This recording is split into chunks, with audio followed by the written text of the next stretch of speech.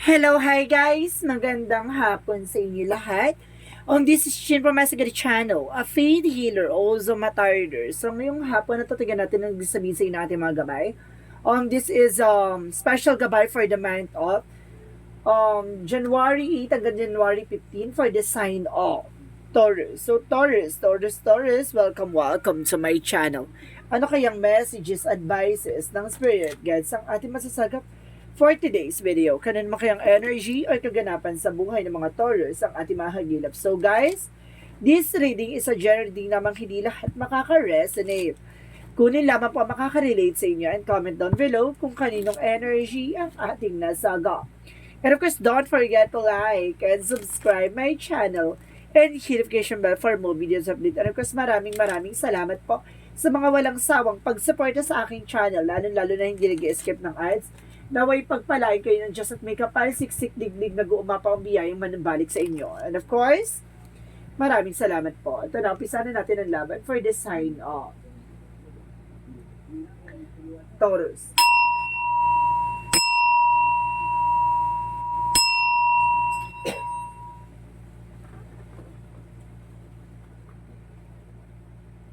Ano kayang messages, advices ng spirit guides ang ating masasaga for today's video? Kaya naman kayang age of spirit gabay ang ating mga hagilap. So there's the magician. So there's a manifestation. May mga bagay na unti-unti ka dito na mamanifest. May mga bagay na kumbaga isa sa katuparan mo na. And because there's an ace of wands, no? There's a new beginning coming in for you and a new opportunities, no? May mga bagong oportunidad na papasok dito, no? May mga bagay na abot kamay mo na. Parang makahawakan mo na yung mga bagay na dati mo lang hinihiling or hinihingi. So this is the moment na parang 'di ba, nasa palad mo na. And of course, there's a Queen of Cups. So there's an information dito guys na kumbaga there's an healing, no? Magkakaroon ka ng healing dito in all aspects. So let's see what is additional messages. And there's a Hermit card. So there's a soul searching. May mga bagay na maglilinaw na sa'yo about sa spirituality. May mga bagay na kumbaga kaklaro na sa'yo or magkakaroon ka na ng kaliwanagan. So let's see what is additional messages. And of course, there's a the star card. So there's a wish fulfillment. May mga bagay na unti-unti ka na matutupad dito, no? May mga bagay na kumbaga magbibigay sa'yo ng kagalingan or kumbaga kahalagahan, no? May mga bagay na magbibigay sa iyo ng importansya or something pagbabago, no? So let's see what is additional messages for angel spirit guides. And because there's a Knight of Wands, so there's a final push. May mga bagay dito na kailangan mong pagtiyagaan or kailangan mong kumbaga mag-antay, no? Kumbaga sinasabi sa dito there's a perseverance na kailangan mong pagdaanan. There's a step by step. Hindi pwedeng magmadali, hindi ka pwedeng kumbaga, kailangan mo mag-antay ng perfect timing. So, let's see what is the magician. So, there's a the lovers. So, some of you guys, no, kumbaga, there's a power of God na there's a lovers na sinasabi dito na, kumbaga, meron ditong, kumbaga, there's a divine connection, no? Kumbaga, sa inyong dalawa ng iyong asawa, ng iyong partner, ng iyong jowa, kumbaga, konektado kayo sa ating spiritual, diba? So, let's see what is the Ace of Wands. Or sinasabi dito, there is a blessing this guys na ibinigay sa iyo ng ating Panginoon na yung tao na to ay para sa iyo. And of course, there's a Eight of Swords. Kumbaga, pakawalan mo yung mga negative thoughts, yung mga negative energy na nagbibigay sa iyo ng, kumbaga, maling idea, no? Or something information. So, sinasabi sa iyo dito, iwasan mo yung pag-iisip ng negative energy. Negative, no? Negative thoughts. So, let's see what is the Queen of Cups. So, and of course, there's a Knight of Swords. So, there's a success drive. Na unti-unti ka na magsasuccess at the end of the time. Kumbaga, unti-unti na yan nakaka-recover. So, let's see what is the Hermit card. The Hermit card represents the Eight of Wands. So, there's a fast communication and fast moving. And the Hermit card represents the spiritual. So, ibig sabihin dito, there's a travel na magbibigay sa iyo ng information dito ng ating spirituality na kumbaga, ito yung matagal mo nang hinintay or matagal mo nang talagang pinag-isipan. No? Ibig sabihin dito, there's an enlightenment, magbibigay sa iyo ng kaliwanagan to na, kumbaga, ito ay, kumbaga, para sa iyo talaga, no? There's some messages coming in for you or email or something, phone calls na sinasabi sa iyo dito na, kumbaga, unti-unti ka na naliliwanagan sa lahat ng nangyayari. So, let's see what is the star card. Because there's a page of one. So there's a good news coming in for you. Good news, the way na parang unti-unti mo na matutupad yung mga pangarap. Yung na-harvest mo na. Yung na-harvest mo na unti-unti yung mga pinaghirapan mo. So let's see what is the Knight of Wands. Knight of Wands represents and the Hangman, no? Kumbaga, nagkakaroon dito ng something, information na kailangan mong antayin. The Hangman is waiting for. May mga bagay na kailangan mo talagang pagtiyagaang mag-antay or something, pagtiyagaang gawin yung mga bagay na dapat mong gawin.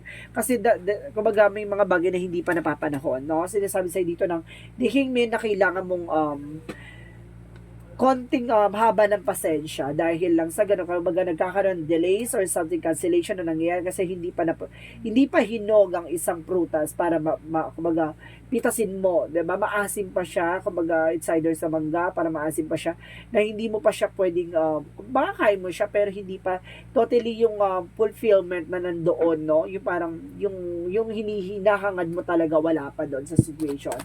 So let's see what is the Magician and the Lovers. Represent the Six of Swords, no? Makakalista kayo sa situation or either, no?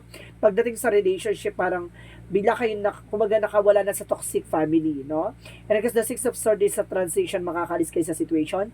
Ano, maaaring magkaroon ng relocation or something, makabili kayo ng bahay or makalipat kayo ng bahay. So let's see what is the Ace of Wands and the Eight of Swords. Though there's a Ten of Pentacles. So, there's a long-term success and long-term investment. So, sinasabi dito, may pangmatagalang eksena dito. Hindi lang sa relasyon, sa love life and career. At sinasabi sa'yo dito, pati sa health, no? So, let's see what is the Queen of Cups and of course, the Knight of Swords. And of course, guys, there's the Moon card. So, there's a revelation reveal. May mga bagay na unti-unti ka na makaka-recover. At sinasabi din na the Moon card is a dream coming true. And of course, the Moon card represents a revelation. May mga bagay na unti-unti ka na natutuklasan at may mga bagay na malalaman mo as soon as possible. At sinasabi sa'yo dito na kumbaga magsasuccess ka at kumbaga magkakaroon ka ng healing in all aspects dito, ha? So, let's see what is the Hermit card in the Eight of Wands. So, there's a Page of Cups. So, listen to your intuitions and listen to your gut feeling. May nahatid sa iyo mensahe ang ating angel spirit na kailangan mong pakinggan kasi baka ito yung hinahatid sa yung angel spirit na messages para maliwanagan ka sa lahat na nangyari sa paligid mo. Even to yourself, no? So, let's see what is the Star card in the Page of Wands. And of course, there's a Five of Pentacles. So guys, there's a recovery for financial, no? Kumbaga, there's an healing, there's a miracle. So akala mo yung parang lubog na lubog ka na sa sitwasyon, akala mo hindi ka na makakabangon. No. Kumbaga, there's a miracle, healing. At maaaring biglaan ka makarecover, bigla ka makaangat. So, ibig sabihin, there's a blessing in disguise na tutulong sa'yo or something. Kumbaga, kung wala kang trabaho, biglang may sideline or something. Kumbaga, biglang may offer sa'yo, gano'n. Kumbaga, hindi mo masasabi yung panahon at pagkakataon. So, let's see what is the Knight of Wands and the Hangman. Kasi iba maglaro ang Panginoon, no? Iba maglaro at iba ka laruin ng tadhana. And of course, there's the Fool card. The Fool card is a new beginning and leap of faith. So, yung sinasabi ko, 'di ba? Kumbaga, kailangan mo pagtiyagaan at kailangan mo magantay. The Fool card is a leap of faith. Sinusubukan na pananampalataya at tiwala mo dito. And the Fool card is a new beginning coming in for you. So, let's see what is the outcome. Ang outcome for you is the Eight of Cups. Now, there is a moving on or moving forward. May mga bagay dito na unti-unti ka na nakaka-recover at tinitignan mo na yung magiging, kumbaga, life purpose mo or something, kumbaga, tinitignan mo yung possibility sa situation. And the Tower moment, there's a big changes coming in for you. And hindi siya pagkasira, kundi pagkabuo ng pagkatao mo at pagkabuo mo. No? Let's see what is additional messages for career. Sa career is the World card and of course the Strength card. So, ibig sabihin, pagdating sa career, kumbaga marami kang trouble dito and of course, kailangan mo ng confidence, no? Kailangan mo ng kakapalan mukha dito. So, let's see about naman sa love life. So, there's a Three of Swords. Now, maraming naiinggit sa behind your back, maraming kumbaga tutol or something, kumbaga kontrabida. At sinasabi dito, there's a temperance, the perfect timing, no? Kumbaga, darating pagkakataon na magkakaroon ng kagalingan sa lahat ng aspeto. At temperance and healing dito. At temperance is a perfect timing. At temperance is the divine intervention na malapit na maging balance, and the Sun card is the pure positive outcome at magiging positive tong situation mo, diba? Kumbaga akala mo hindi na mababago yung situation pagdating sa love life mo. So this is the moment na parang, diba? Kumbaga yung mga kontrabida at tutol dyan, diba? Magiging kumbaga balance na sila. So let's see additional messages for health, For health is the emperor. Now, be mature enough and being grounded. And of course, the Ace of Sword is a breakthrough. So, ibig sabihin dito, maaaring gumaling ka sa anumang uri ng karamdaman. And of course, kumbaga magiging mature ka na about sa health na may mga bagay na kailangan iwasan. No? So, let's see what is additional messages for magical fairy messages.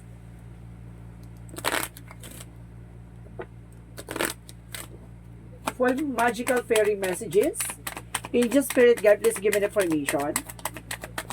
And of course, guys, there is an express your individuality. Na kailangan mo ipakita yung sarili mo, no? Ipakita mo kung sino ka ba talaga, kung ano yung skills or something, kumbaga kakayanan mo, na at the end of the time, magsha-shine ka, no? Through your power, through your skills, through your ability. And there's a holiday. So, some of you, no? Nag-enjoy ba kayo sa holiday season? Na sinasabi dito, yun yung kasagutan na para magkaroon kayo ng enhance or something vacation, or this coming holiday na darating ngayong, kumbaga sa mga susunod na buwan. Itong holiday na to, sinasabi sa dito, kailangan nyo magbakasyon or something retreat. And of course, kailangan yung mag-unwind nang sa ganang maliwanagan ng kanyang isipan. Diba? So, let's see what is Archangel Raphael. Archangel Raphael messages, listen to your intuitive feelings. So, makinig ka sa intuitions mo, no? At makinig ka sa nararamdaman. And of course, there's a change decision. So, kailangan mo ng, kumbaga ng second options. Baka kasi, dyan sa pinagamutan mo ay hindi siya, walang kumbaga lagi nagkakamali or something ganon. Lagi nagkakaroon ng error, no? And kasi sinasabi dito, there's a journey, no? Kumbaga sinasabi sa'yo dito, nandito yung life purpose mo. At the end of the road, makikita mo ng kaliwanagan. And of course, there's an angel of love. Na ginagabayan ka ng ating angel spirit for love. And of course, there's a financial constraint, no? Ibig sabihin dito, kumbaga, some of you nagkakaroon ng financial loss or something. Kumbaga, nagkakaroon ka na ng awakening about sa financial. So, let's see what is additional messages. Because there's Star Family. So, there's a support by Angel Spirit. And of course, there's the create severing. So, there's something love. So, there's a conflict. May mga bagay na nagkakaroon ng komplikado dahil sa pagiging matulungin at pagiging mababa. Kumbaga, maawain mo. Yun yung kailangan mo minsan maging balance. Diba? Kasi minsan inaabuso na nila ang kabaitan mo. And of course, guys, there's some expansion. There's some inner self. Napalawakin at palakasin ang sarili mo. And of course, there's an angels of guidance, support, no? Sinusuportahan ka ng ating angel spirit para gabayan. And of course, there's a dancing by movement. May mga bagay na kailangan mo mag-take ng action. At the same time, there's a third eye clairvoyance. May mga pasilip sa iyo ang ating angel spirit para maunawaan mo yung mga nangyayari sa inyo. So, let's see what is the Romance Angels. Pagdating sa Romance Angels, so there's a free yourself, no? Pakawalan mo yung sarili mo, no? Kumbaga, take back control of your life, diba? And let go of control issue. Alisin mo yung mga maraming issue dyan sa paligid mo, no? Hayaan mo mangyari yung mga bagay na dapat mangyari. So, let's see what is Archangel Michael. Anong gusto sabihin sa inyo ating Archangel Michael? You created the situation and you have the power to change it, no? Ikaw yung naglagay sa sitwasyon mo, ikaw din makakagawa ng paraan para maka-alis ka sa situation mo, 'di ba? Kasi nga, 'di ba, may mga bagay dito na parang na dahil sa iyo na abuso ka, no? Ikaw din yung makakagawa ng paraan para maalis ka dun sa pang-aabuso nila. And you're on the right path. Nasa tamang direction ka, no? Hindi ka naliligaw. Tama yung ginagawa. May mga bagay lang dito na kailangan mong ipaintindi sa kanila o pa-realize sa kanila na mali yung ginagawa na nila. So, there's a victim. Maaring biktima ka dito. And there's a trickery na mga manloloko, no? Na mga manggagamit, na mga manggagansyo. And there's a bittersweet. Pagkatapos ng pait, may tamis ng tagumpay. Diba? So, let's see what is additional messages for Angel Spirit, guys. And of course, guys, there's you're on the right path. So, double clarification na sa tamang direction ka, ha? And of course, there's a heart desires, no? So, gawin mo yung mga sinasabi ng puso't isip mo. And of course, artist, no? Ikaw yung magpapaganda ng history mo, no? Or ng kwento mo. So, let's see what is additional messages. And of course, there's some failure. May mga bagay dito na hindi na isa sa katuparan, pero may mga bagay dito na yung mga pagkakamali or mga kabiguan na yan ay it's an opportunity to learn para matutunan mo, no? Na may mga bagay na mali ka na nagagawa at may mga bagay na kailangan mong mag-pay attention. And of course, yung personal issues reaches resolution. Yung mga personal na issue ay masusolusyon na. And of course, your dreams need a practical plan. So, kung gusto mo matupad yung mga pangarap mo, maging practical ka this time. And of course, have faith in your dreams. Magtiwala ka sa pangarap mo at magtiwala ka sa hangarin mo. So, let's see what is the Jesus loving quotes. So, Jesus loving quote said, Angel Spirit of God, please give me information. Given shall be given to you. Ibigay mo at ipagkakalob sa iyo yung mga bagay na dapat sa iyo, no? So, kumbaga kailangan mo maging magpakumbaba sa lahat ng mga bagay. And of course, kailangan mo i-surrender yung mga bagay-bagay na alam mong hindi mo kontrolado. So, guys, bibilang ko ng 3. Mag-isip ka na ng question. This is the angel's answer. So, nandito ang kasagutan sa iyong mga katanungan. Okay? Bilang. 1, 2, 3. Angel's answer. Give me an answer for the question. Anong kasagutan sa iyong katanungan? Oh my God. So, let's see. There's a recovery. May mga bagay na unti-unti ka na makaka-recover. May mga bagay na makakaalis ka na sa situation. May mga bagay na, diba, sa lahat ng mga sacrifices mo, no? It's recovery na, no? Makaka-recover ka na unti-unti. And of course, there's a no. May mga bagay na hindi mo dapat ginagawa. May mga bagay na kailangan mo marunong ka humindi. And of course, there's unhelpful people. No? Marami kang matutulungan tao dito. And of course, or either maraming taong tutulong sa'yo. So, let's see what is the angel's number. Let's see what is the angel's number messages. Let's see what is the angel's number messages. There's a 6-6, I am positive. So, kailangan always think positive, no? Your guardian angel is teaching you to the essence of unconditional love. You are encouraged to have faith that universe will provide for you while you are manifesting your inner desires. Na ibig sabihin dito, ginagabayan ka ng ating mga angel spirit na naniniwala sa'yo na kaya mong gawin at kaya mong makuha yung mga dreams mo at yung mga bagay na gusto mo talaga makuha nang galing sa puso mo. May mga bagay dyan na, kumbaga, panatiliin mong positibo ka sa lahat ng panahon, sa lahat ng pagkakataon dahil dyan ka hihilahin ng pagkakataon para matupad yung mga pangarap mo sa takdang panahon. So guys, let's see what is the messages of life.